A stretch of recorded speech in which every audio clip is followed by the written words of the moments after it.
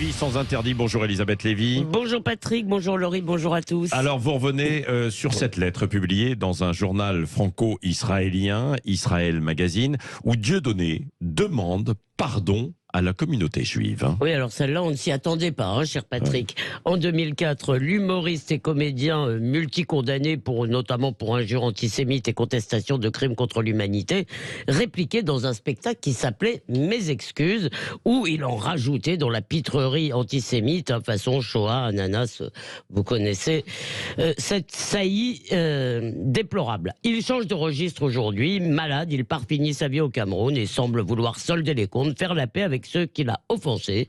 Il demande donc pardon dans cette lettre à la communauté juive. Je n'ai pas réussi à la faire rire et je le regrette. Alors d'abord, je voudrais dire qu'il n'a pas, j'espère, offensé seulement les juifs, mais qu'il a offensé tous les Français et que donc c'est à eux qu'il devrait demander pardon.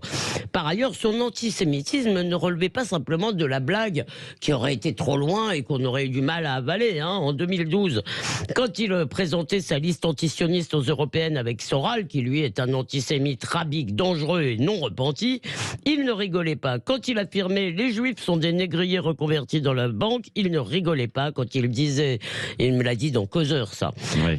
Arracher les pages sur la Shoah des livres d'histoire de sa fille, il ne rigolait pas. Oui, alors du reste, beaucoup de gens ne croient pas à sa sincérité. En réalité, on s'en fiche qu'il soit sincère ou pas, parce que ce qu'il compte, c'est deux choses. C'est d'abord ce qu'il dit, donc ce qu'on dit publiquement, ça compte, et surtout l'effet de son repentir sur ses partisans. Et là, disons, je suis un peu sceptique. Alors Dieudonné, parce qu'il faut rappeler que Dieudonné a été l'étendard d'un nouvel antisémitisme qui se paraît d'antiracisme. Les Juifs étaient haïssables en tant que racistes. Et rappelez-vous cette terrible conférence de l'ONU contre le racisme à Durban en 2000, en Afrique du Sud, ça a été un festival d'antisémitisme.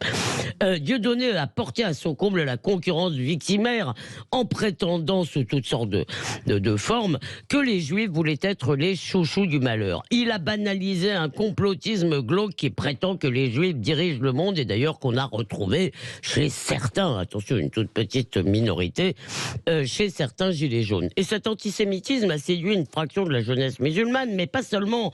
Il a aussi séduit une certaine gauche, vous savez, celle des professions intellectuelles plus ou moins prolétarisées, voire même de certains professeurs. À l'époque, j'en avais trouvé qui trouvaient ça vraiment tellement subversif et marrant. Il se prenait pour de courageux dissidents en crachant sur les victimes de la Shoah, c'est-à-dire sur ce que nous avons collectivement de plus sacré. Or, je crains que beaucoup de ses partisans aujourd'hui ne le suivent pas dans ce repentir, mais au contraire qu'ils les confortent dans leur vision paranoïaque. La communauté organisée, comme disait Soral, serait tellement puissante qu'elle aurait réussi à faire plier Dieudonné. Alors cependant, pour conclure, lui personnellement, j'ai plutôt tendance, je peux me tromper, je ne sonde pas les reins et les cœurs, mais j'ai plutôt tendance à le croire sincère. C'est pas un intellectuel Dieudonné, c'est un artiste qui est d'ailleurs talentueux. Et puis après tout, un antisémite de moins, eh bien c'est toujours ça de gagner. Merci Elisabeth Lévy.